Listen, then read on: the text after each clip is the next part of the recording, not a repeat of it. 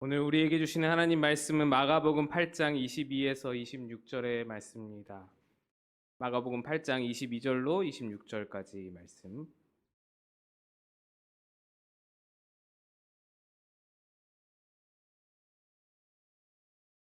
함께 교독하시겠습니다. 벳세다의 이름에 사람들이 맹인 한 사람을 데리고 예수께 나와 손대시기를 구하거늘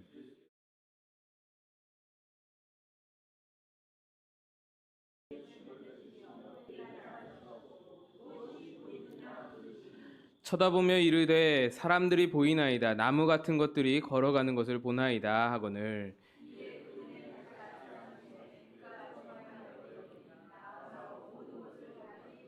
함께 읽습니다. 예수께서 그 사람을 집으로 보내시며 이르시되 마을에는 들어가지 말라 하시니라. 아멘. 할렐루야.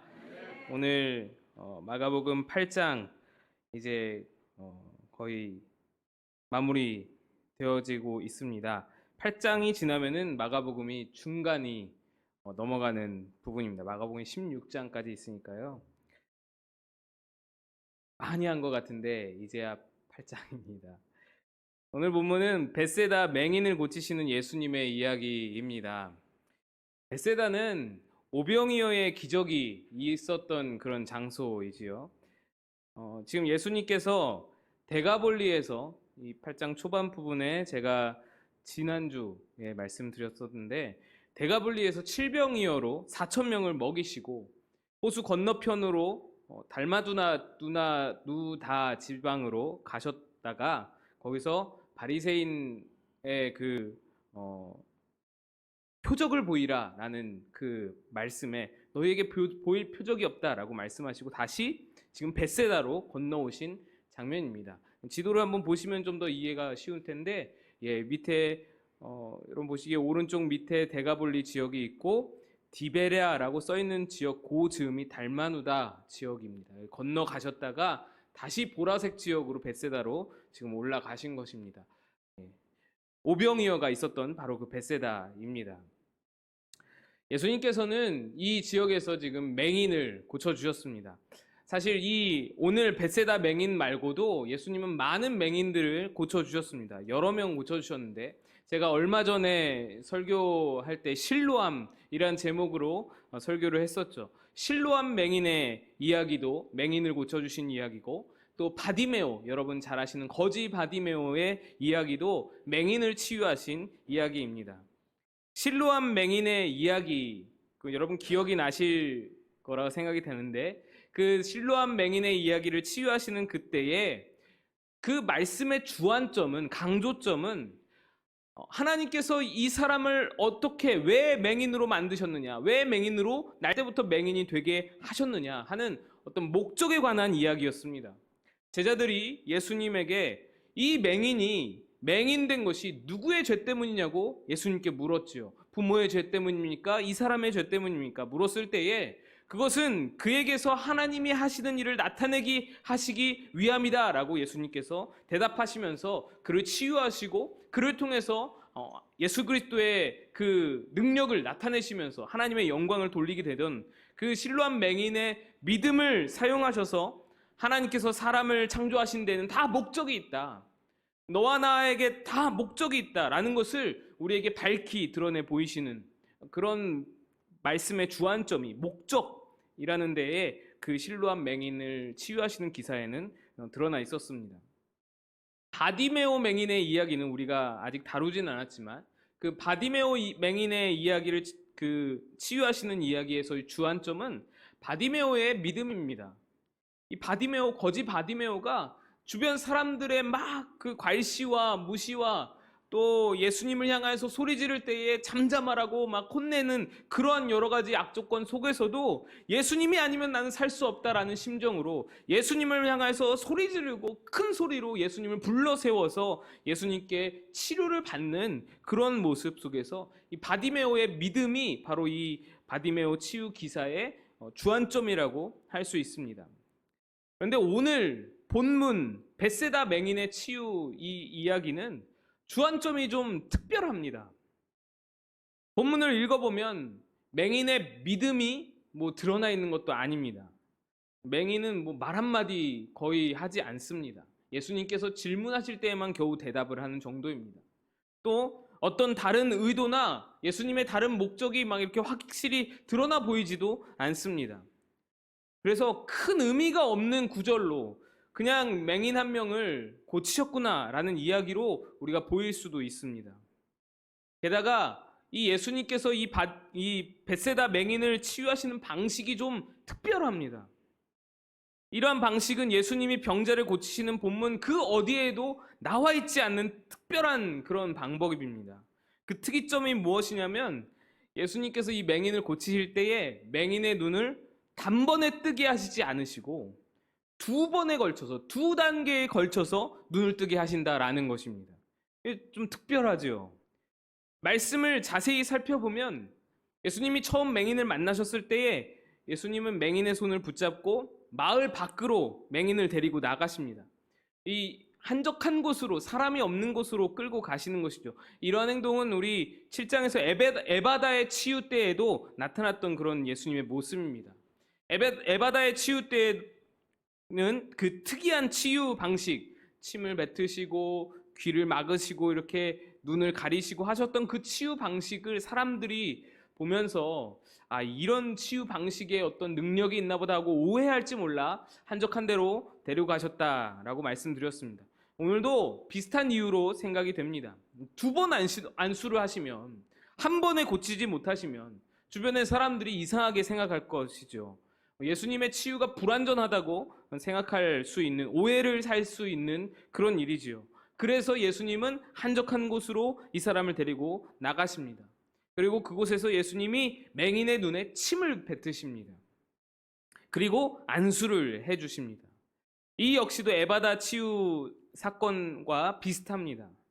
이것은 뭐 침을 뱉으시거나 손을 대시고 이렇게 행동하시는 것은 시각장애인이나 청각장애인들 그들의 상황에 맞게 이 오감을 활용하여서 눈높이에 맞춰서 말씀으로만 치유하시는 것이 아니라 누가 어떻게 고쳤는지 알지 못하게 치유하시는 것이 아니라 오감을 다 활용하여서 그들을 치유하시는 그런 것들을 볼 수가 있습니다. 그래야 그들이 촉각적으로 예수님을 만나고 자신의 치유가 어디서부터 오는가를 그들도 확실히 알 수 있기 때문에 예수님을 그냥 병 고치는 의사로만 만나는 것이 아니라 그냥 기적적인 어떤 능력자로만 만나는 것이 아니라 인격적인 예수님을, 예수님의 사랑을, 예수님의 따스한 손길을, 그 온기를 만날 수 있기 때문에 예수님께서 그렇게 하신 것입니다.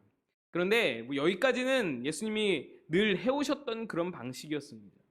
이 다음에 다른 기적에서는 찾아볼 수 없는 특별한 방식이 나오는 겁니다. 예수님은 한 번 안수하신 후에 맹인에게 무엇이 보이느냐라고 물어보십니다. 예수님은요, 단 한 번도 어떤 치유를 베푸신 후에 이런 식으로 질문한 적이 없으십니다. 청각장애인을 고치시고 나서 너 뭐가 이제 들리느냐, 내 목소리가 또렷이 들리느냐 이렇게 묻지 않으셨고요. 안진뱅이를 고치신 후에 이제 좀 걸을만 하느냐, 어디 아프진 않느냐, 한번 뛰어봐라 이렇게 물으신 적이 없다라는 것입니다. 예수님은 치유하신 후에 확인할 필요가 없었습니다. 의사들은 확인이 필요하잖아요.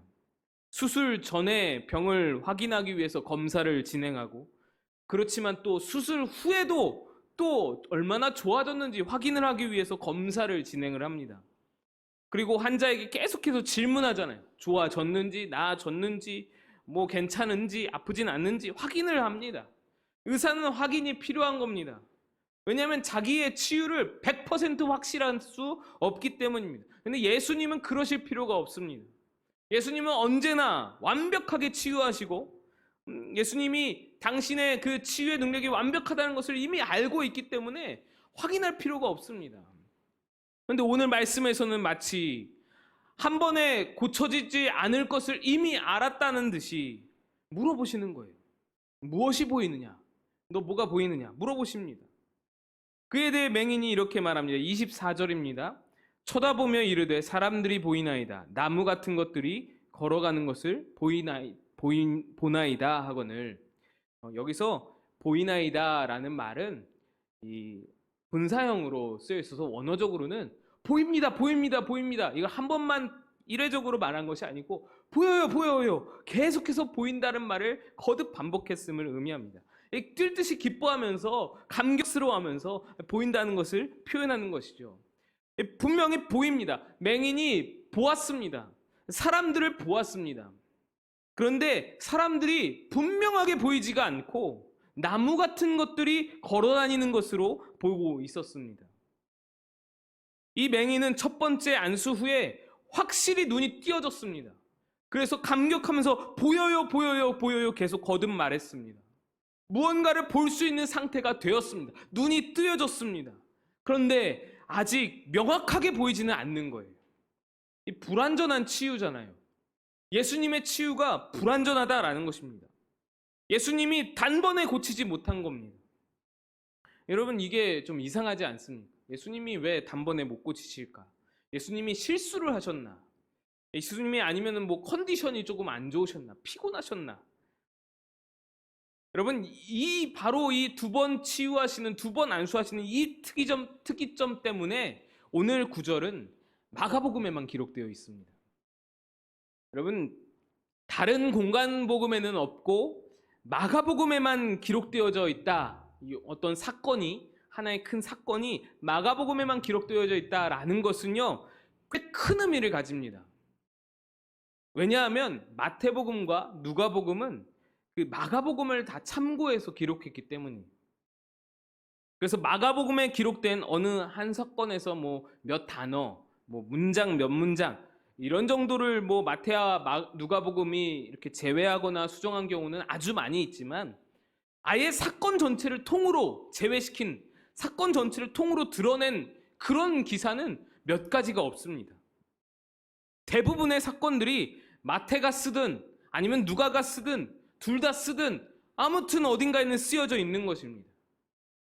그래서 어떤 사건이 마가복음에만 쓰여져 있다라는 것은요, 들여다볼 가치가 있다라는 것입니다. 뭔가가, 마태와 누가가 뭔가 꺼리끼는 것이 있기 때문에 마태와 누가가 탈락시켰다라는 것입니다. 그래서요, 이 마가복음에만 기록되어 있는 그런 사건이 무엇이냐면은 예전에 바알세붑을 지펴서 예수님이 미쳤다라는 소문이 돌았었죠. 이때에 마가복음에만 이 예수님이 미쳤다라는 소문이 났다라는 것이 기록되어져 있었습니다. 마태와 누가에는 없는 거예요. 또 스스로 잘하는 씨의 비유라든지, 또 예수님이 대제사장들의 종들에게 잡히시던 그날 밤에 어떤 청년이 배혼이불을 두르고 왔다가 벗은 몸으로, 알몸으로 도망갔다라는 그런 이야기들은 이 마가복음에만 기록되어져 있습니다. 마태와 누가에는 기록할 이유가 없거나 또는 조금 거리끼는 것이라서 제외한 것입니다. 그런데 이 맹인을 두 번 안수하여 치유한 이야기도 마가복음에만 기록되어 있다는 것이죠. 두 번 안수하셨다, 두 번 안수를 두 번에서 두 번에 걸쳐서 치유하셨다라는 이야기가 당시 교인들에게 어쩌면 오해를 살 수도 있고, 또 교회를 박해하는 다른 사람들에게 예수의 능력에 뭔가 불완전함이 있나 하는 오해를 줄 수도 있다라는 판단 때문에 마태와 누가가 쓰지 않았다라는 것이죠. 여러분, 예수님이 맹인을 두 번에 걸쳐서 치유하셨다라는 것은요, 이 정도로 희한한 일입니다. 우리에겐 뭐 별거 아니잖아요. 우리에겐 별스럽지 않습니다. 뭐 예수님이 어련히 뜻이 있으셔서 두 번에 걸쳐서 치유를 하셨겠지, 우리 그렇잖아요. 우리 믿음이 있습니다. 그런데 당시 교회, 또 당시 누군가에게는 이거는 받아들이기조차 힘든, 어려운 그런 난해한 일이었다라는 것입니다. 어떤 의사분들은 이 두 번에 걸쳐서 치유하신 이 말씀을 이렇게 해석을 합니다. 우리가 사물을 본다라는 것은 눈으로부터 대뇌에 이르기까지 아주 복잡한 과정을 거친다라고 합니다. 눈에서 대뇌까지 신경이 이어져 있어서 그것으로 이제 판독할 수 있다라는 것이죠. 이 복잡한 과정을 두 개로 나누는데, 첫 번째는 눈에 보는 과정이고, 두 번째는 본 것을 대뇌 후두엽에서 판독하는 과정이라고 합니다. 그래서 몇몇 의사분들은 이 본문을 보고 놀란다라는 거예요. 깜짝 놀란다라는 거예요. 예수님이 첫 번째 안수할 때는 안구를 치유하시고 두 번째로는 이 시신경을 회복하셨다, 뭐 그렇게 해석을 한다라는 것입니다. 뭐 맞는 말일 수도 있을 것 같습니다. 그런데 단순히 그런 과정 때문에 어떤 뭐 시신경 안구 뭐 그런 어떤 의학적인 그런 과정 때문에 2번 치유하신 것이라면 실로암 맹인이라든지 바디메오 맹인은 어떻게 단번에 치유하셨는지 우리에게 설명이 잘 안 됩니다. 또 예수님이 안구 따로 있고 시신경 따로 있어서 그것을 따로따로 고치시는 예수님이라면 에바다의 치유 사건에서 혀가 맺히고 청각장애가 있고 이것을 한 번에 고치시는 예수님이신데 이게 말이 안 되는 것이죠. 베데스다 38년 된 병자를 고치실 때 그 근육과 관절과 신경이 다 마비가 되어 있는데 그걸 따로 3단계에 걸쳐서 고치신 것이 아니라 한 번에 고치셨단 말이죠. 그런 논리로 하면 나사로를 살리실 때에는 먼저 심장박동을 시키시고 죽음을 일으킨 병 근원을 고치시고 또 괴사된 조직들과 피부를 썩어진 피부들을 회복시키는 몇 단계를 거쳐서 나사로가 일어났을 것이라는 것이죠. 여러분, 제가 이 말씀을 드리는 것은 저는 성경을 과학적으로 접근하는 것을 굉장히 별로 좋아하지 않습니다. 성경은 과학책이 아니거든요. 성경은 우리에게 과학을 알려주려고 쓰신 책이 아닙니다. 이 책의 주제는 하나님의 마음이에요. 이 책은 하나님의 마음을 알리기 위해서, 하나님의 마음이 어떻다라는 것을 보이시기 위해서 쓰여진 책입니다. 이 과학책이 아니고 역사책이 아닙니다. 우리는 그래서 이 성경의 모든 구절들을 하나님의 마음을 중심으로 바라볼 수 있어야 합니다. 그래서 저는 막 과학으로 성경의 사건들을 증명하려 하고 과학적인 사고방식으로 성경을 접근하는 것은 이 책을 지으신 하나님의 의도에 별로 걸맞지 않다라고 생각을 합니다. 물론 믿음이 연약한 자들을 위해서 그런 접근이 필요할 때도 있지만 하나님은 과학이 없어도 우리의 믿음으로, 우리의 신앙으로 이 성경의 사건들을 그냥 믿음으로 그냥 뚫어서 바라보기를 원하신다라는 것이죠. 믿음으로 모든 의심을 뚫어버리고 모든 과학적인 어떤 의심되는 것들과 과학적으로 맞지 않는 모든 것들을 뚫어버리고 그것을 바라보기를 하나님은 원하시지 않을까. 그리고 그 사건에 담겨진 하나님의 마음을 꿰뚫어 보고 깨달아 알아서 우리 삶에 적용하기를 하나님은 원하신다. 그래서 성경을 허락하셨다라는 것이죠. 잠깐 이야기가 샜는데 서론이 참 길었습니다. 근데 예수님은 그렇다면 왜 2번 치유하셨을까? 왜 2번 안수하셨을까? 거기에 담겨진 예수님의 의도는 무엇인가? 그것을 알기 위해서 우리 오늘 본문 앞부분을 좀 살펴볼 필요가 있습니다. 오늘 본문 앞에는 지지난주죠. 제가 말씀드렸던 칠병이어로 4,000명을 먹이신 예수님께서 제자들과 배에 오르셨는데 배에서 떡이 없음으로 걱정하던 제자들을 꾸짖으시는 그런 장면이 나옵니다. 바로 그 꾸짖으시는 장면에서 오늘 2번 치유의 의도를 알 수 있는 힌트가 담겨져 있습니다. 18절입니다. 함께 읽겠습니다. 18절 시작. 너희가 눈이 기억하지 못하느냐? 예.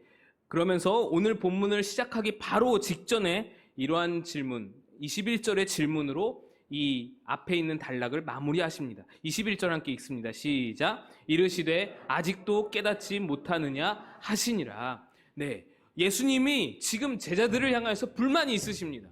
깨닫지 못하는 불만을 가지고 계시는 것입니다. 너희가 눈이 있어도 보지 못하는구나. 귀가 있어도 듣지를 못하는구나. 그것에 대한 답답함을 가지신 채로 그 단락이, 앞단락이 끝맺음을 지어져 버렸습니다. 뭔가 해소가 되지 않고 뭔가 문제가 해결되지 않고 거기서 끝나버리는 거예요. 아직도 깨닫지 못하느냐 하고는 끝났습니다. 그리고는 오늘 벳세다의 이 맹인의 본문이 이어지는 것입니다. 제자들은요, 오병이어가 일어나는 그 현장, 그 자리에 서 있었습니다. 여러분, 우리들의 입장에서는 이 얼마나 큰 영광이고 꿈 같은 일인가요? 그런데 그 일이 있던 저녁에 그 기적의 떡과 물고기를 제자들은 직접 나누어 줬습니다. 이게 얼마나 대단한 일인가요? 연달아서 7병이어도 마찬가지입니다. 그렇게 놀라운 기적을 두 차례에 걸쳐서 보았음에도 예수님이 누구인지, 예수님이 어떤 분인지 제자들은 여전히 잘 알지 못하는 것입니다. 실제로 눈이 있으나 보지를 못하고 귀가 있으나 듣지를 못하는 겁니다. 예수님께서 2번에 걸쳐서 맹인의 눈을 뜨게 하신 목적이 바로 여기에 있습니다. 첫 번째 안수 때에 맹인은 눈을 떴습니다. 분명히 눈을 떴지만 제대로 보지를 못했습니다. 눈이 있으나 보지를 못하는 제자들의 그 영적인 상태를 꼬집는 것입니다. 제자들은 영적인 맹인 상태였습니다. 눈이 있으나 보지 못하는, 보더라도 희끄무리하게 보는 그런 사람들이었습니다. 그들은 예수님을 만난 사람들입니다. 만났다 뿐인가요? 여러 가지 은혜와 사랑을 한 몸에 받으면서 함께 동고동락했던 사람들입니다. 예수를 사랑하고 예수를 사모하는 그리스도인이라면 여러분 그렇잖아요. 저도 그렇습니다. 딱 하루만이라도, 1시간만이라도, 먼 발치에서만이라도 타임머신을 타고 가서 예수님을 한번 직접 만나봤으면 좋겠다. 저 멀리에서라도 좋으니 예수님이 그 무리를 걸으시는 장면을 한번 목도라도 한번 해봤으면 좋겠다. 예수님께서 나사로를 일으키시는 장면을 한번 볼 수만 있다면 얼마나 그것이 큰 은혜입니까? 여러분, 제자들은요, 기독교 2000년 역사 동안에 수백억 그 크리스찬들의 부러움을 한 몸에 받는 그런 세상에 몇 명 없는 12명, 그들입니다. 수많은 그리스도인들이 경험해보지 못한 소망하는 그 경험을 다 누렸던 부러움을 한 몸에 받는 선택된 12명이라는 것입니다. 그 정도로 그들에게 임한 은혜가 큽니다. 그들이 경험한 기적이 이루 다 헤아릴 수가 없습니다. 그런데도 그들이 영적인 맹인이다. 이것은 심각한 문제라는 겁니다. 예수의 가르침을 귀로 듣기는 들어도 예수를 따르는 삶이 어떠한 것인지를 알아듣지를 못하는 겁니다. 예수의 기적을 눈으로 보기는 보아도 예수가 어떤 분인지를, 그래서 그분을 따라간다는 것이 어떤 의미를 지니는지를 제대로 보지를 못하는 겁니다. 오늘 말씀은 눈은 떴어도 제대로 보지 못하는 제자들의 불완전한 상태를 꼬집어주시면서 너희가 바로 이 상태다, 이것을 말씀하시는 것입니다.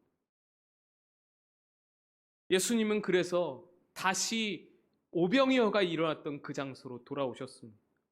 오병이어가 일어났던 그 역사의 장소에 서서 다시금 이 제자들을 깨우치기 위해서 그곳에서 맹인의 눈을 일부러 고의로 2번에 걸쳐서 고치시면서 이 어리석은 제자들을 깨닫게 하시고자 이렇게 예수님의 정성 어린 마음이 이 오늘 본문에 담겨져 있다라는 것입니다.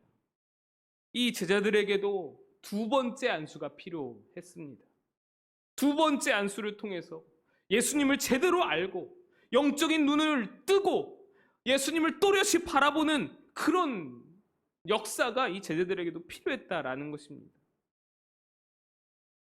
그리고 여러분, 안타까운 이야기지만 예수님이 지적하시는 영적인 맹인, 이 2번째 안수가 필요한 자들은 바로 우리들이기도 합니다.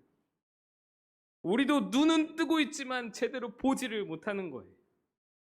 귀는 뚫려 있지만, 듣고는 있지만 제대로 알아듣지를 못하는 겁니다. 예수님을 믿는다고 고백하고 매주 교회에 나와서 예배를 드리고 말씀을 읽고 기도하지만 우리가 제자들이 받았던 은혜만큼은 아니더라도, 그 놀라운 어떤 기적과 역사들은 아니더라도 우리도 여전히 지속해서 계속적으로 은혜를 받고 있고 말씀을 듣고 있지만, 그러나 그것을 영적으로 깨닫고 내 삶에 적용하는 문제는 또 다른 차원의 문제로 우리가 치부해버리는 겁니다. 그리고 우리는 어떤 은혜보다도 십자가의 은혜를 경험한 자들입니다. 제자들이 아무리 어마어마한 그 은혜와 기적들을 체험했다 하더라도 십자가의 은혜만큼은 못 따라가는 것이죠. 그런데 예수님이 우리를 대신하여 죽으신 분이라는 것을 제대로 깨닫고 있다면 당연히 살아야 할 그 삶을 우리는 여전히 살지 못하는 겁니다. 그 은혜를 경험한 사람이라면 하나님의 자녀된 삶, 예수 그리스도의 제자된 삶, 예수님이 주인 되시는 삶, 그래서 내 육적인 것은, 내 육적인 자아는 죽고 내 고집, 내 욕심, 내 우선순위, 내 자존심, 이 모든 것이 죽고 자기를 부인하고 자기 십자가를 지는 삶을 우리가 나아가야 될 텐데, 살아가야 할 텐데 그러지를 못하는 겁니다. 눈을 떴으나 보지를 못하는 겁니다. 영적인 맹인으로 희미하게 보고 그것으로 만족하면서 살아가고 있는 것입니다. 그러니 여러분, 이게 사람이 보이긴 보이는데 나무처럼 보이니 이리쿵 저리쿵 부딪히면서 얼마나 다치겠습니까? 얼마나 상처받겠어요? 또 얼마나 다른 사람들한테 피해를 주고 상처를 주겠습니까? 영적인 맹인은 그러한 삶입니다. 이리쿵 저리쿵 계속해서 부딪히는 삶인 거예요.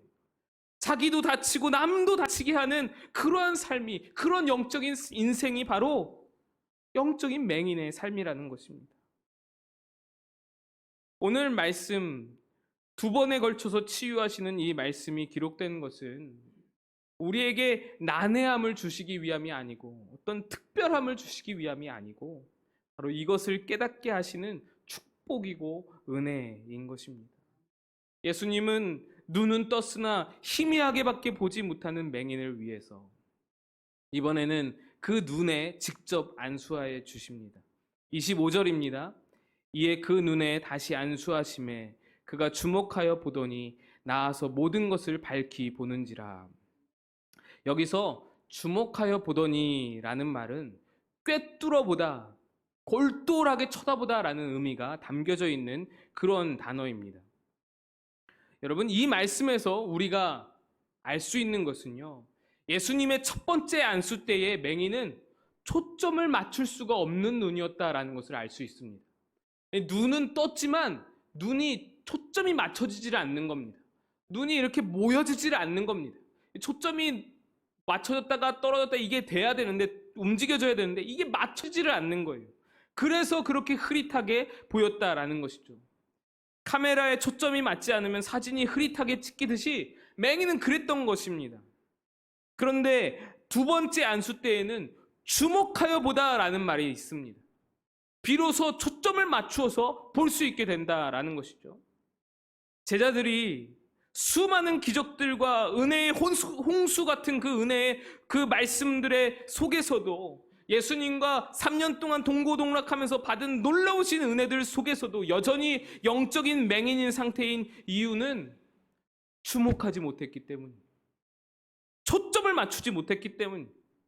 그 은혜 가운데서 예수님의 능력, 예수님의 은혜, 예수님의 마음, 예수님의 의도, 예수님께서 원하시는 그 핵심을 초점을 맞추지 못했기 때문에 제자들은 그것을 금방금방 잊어버리고 금방금방 그냥 얼렁뚱땅 넘어갔던 것입니다. 예수님이 오병이어나 다른 기적들, 은혜들을 베푸시는 사건을 통해서 이거를 이렇게 내가 역사를 이렇게 일으키면, 내가 이 기적을 일으키면 이들이 이렇게 깨닫겠지 하시고 원하시는 것이 따로 있었는데 제자들은 엉뚱한 것에 초점을 맞추는 것입니다. 몇 명이 먹었는지, 어디 부족하지는 않는지, 이런 예수님이 원하시는 곳에 초점을 맞추는 것이 아니라 계속 다른 곳에 초점을 맞추니 예수님과 핀트가 어긋났던 것이죠. 요즘 카메라는 자동으로 초점이 잘 맞죠. 여러분들 스마트폰도 꺼내서 사진기를 딱 켜시면은 자동으로 초점이 딱딱 맞습니다. 그래서 사진을 아무렇게나 찍어도 초점이 짝짝짝짝 맞게 나옵니다. 그러나 얼마 전만 해도 그러지 않았습니다. 지금도 DSLR 카메라라고 이렇게 들고 찍는 카메라, 이런 카메라는 매뉴얼 모드가 있습니다. 이 스스로 수동 모드죠. 스스로 수동 모드로 조작하면 내가 스스로 초점을 내가 맞춰야 합니다. 여러분, 사진에서 이 초점이 얼마나 중요한지 모릅니다. 카메라로 이 사진을 찍는 데 있어서 제가 알기로는, 저도 카메라는 잘 모르지만 구도와 노출과 초점 이 세 가지가 중요하다고 합니다. 그런데요, 구도는 좀 엇나가면 사진을 수정할 수가 있습니다. 자르고 확대하고 이런 식으로 구도를 수정할 수가 있습니다.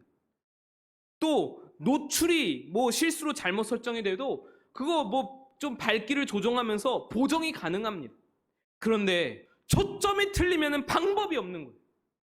초점이 틀어지면 그 사진은 버리는 겁니다. 제가 청년부 담당할 때에 미디어 팀이라고 촬영하고 영상 편집하고 그런 친구들이 있었습니다.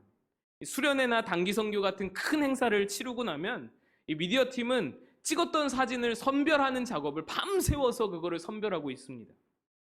그런데 사진을 선별할 때 제가 한번 들어갔더니 이 컴퓨터 화면 가득하게 사진들을 쫙 띄워놓고는 계속해서 사진을 버리는 거예요. 다 버리는 거예요. 수많은 사진들을 막 버리고 있는 거예요.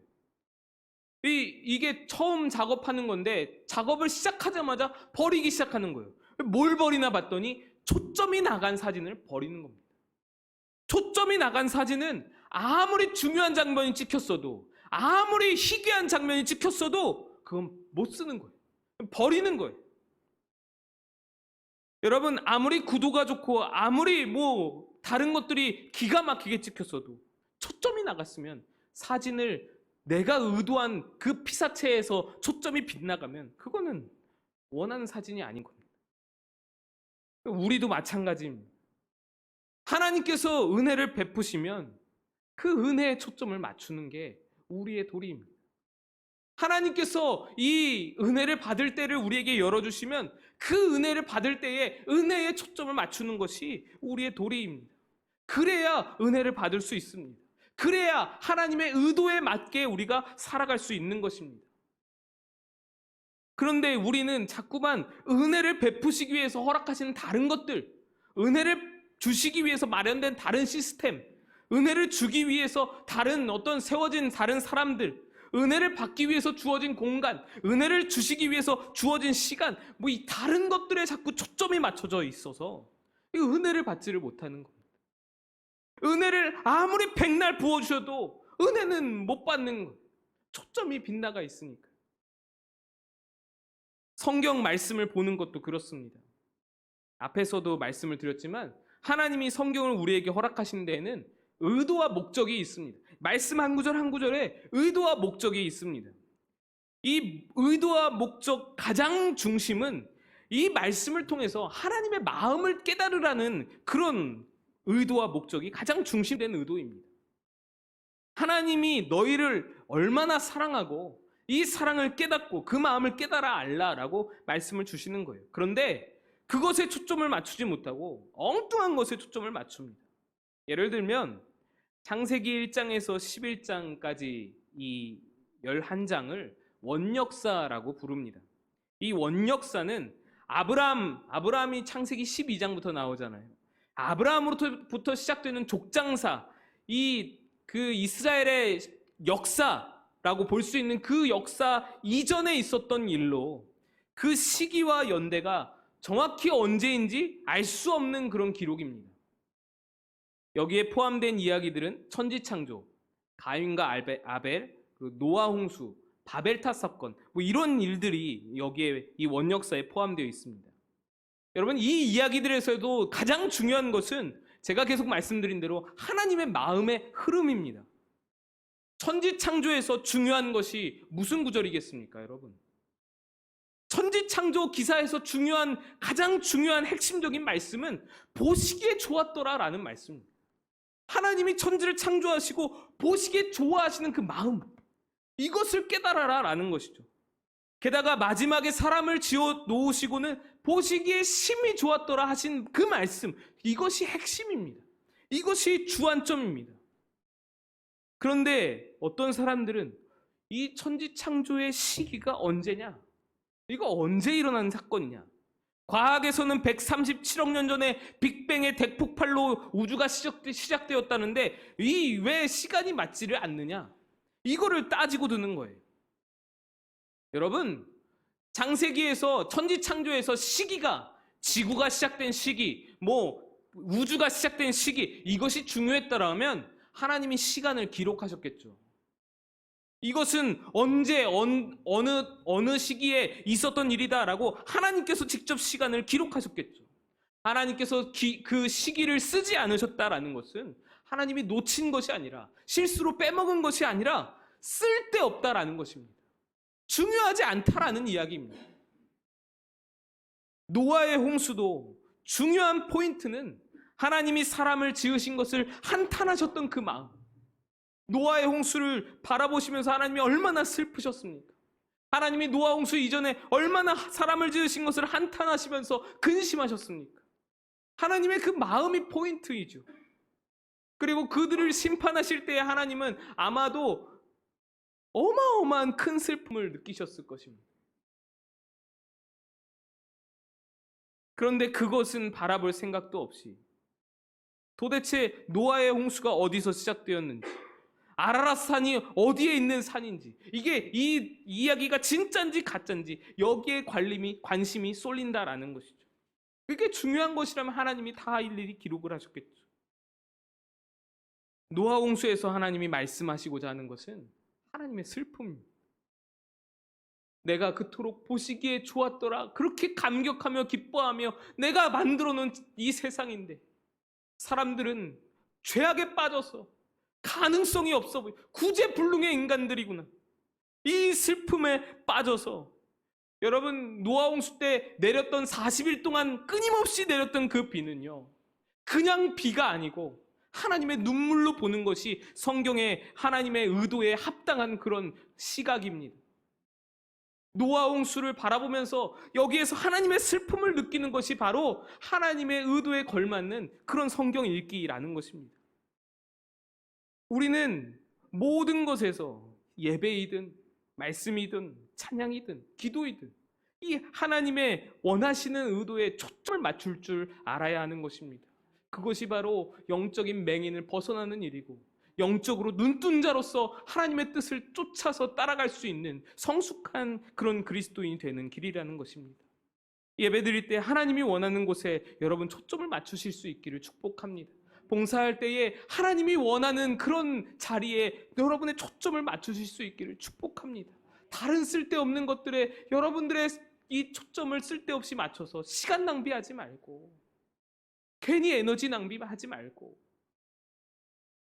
말씀 듣고 찬양하고 모든 행동에 있어서, 모든 교회 생활에 있어서 하나님이 원하시는 것에 여러분의 눈과 여러분의 귀를 집중하실 수 있다면 그게 바로 하나님의 뜻대로 살아가는 영적으로 눈뜬 자의 삶이라는 것입니다. 여러분, 자꾸 다른 것이 여러분의 초점을 흐트러뜨리려고 할 것입니다. 여러분, 그 방해하는 것을 주의해야 합니다. 요즘 새벽에 아가서 공부를 하고 있습니다. 예수 그리스도와 이 혼인하는 솔로몬과 술람미의 혼인을 통하여서 비유적으로 해석해서 예수 그리스도와 우리와의 그 혼인을 이야기하는 그 아가서 내용입니다. 예수님과 우리가 혼인하려고 하는데, 예수님이 청혼을 하시고 혼인을 하려고 하는데 방해하는 것이 있었습니다. 무엇이냐면 그 포도원의 작은 여우입니다. 여러분, 이 작은 여우가 우리 마음에서 헤집고 다니면서 우리의 초점을 흐트려 놓는 것입니다. 자꾸만 우리는 하나님의 의도는 여기를 바라보라고 말씀하시는데 자꾸만 우리의 시선을 돌려서 다른 곳을 바라보게 만드는 것입니다. 저거 쓸데없는 것을 바라보면서 괜히 마음의 상처를 받고 괜히 다른 사람을 그렇게 비난하게 되는 것입니다. 여러분, 이 시선을 흐트러뜨리지 않기를 축복합니다. 내 안에 작은 여우를 잡아서 내 마음을 지켜서, 이거 흐트러지면 의심이 생기는 것, 이거 흐트러지면 불평이 생길 수밖에 없는 것이죠. 이거 작은 여우를 잡아서 늘 언제나 주님이 원하는 곳에 초점을 맞추어서 언제나 예수께, 언제나 하나님께 초점을 맞추시는 그런 우리 마고 꿈꾸는 교회, 그런 저와 여러분 다 되시기를 축복합니다. 함께 기도하겠습니다.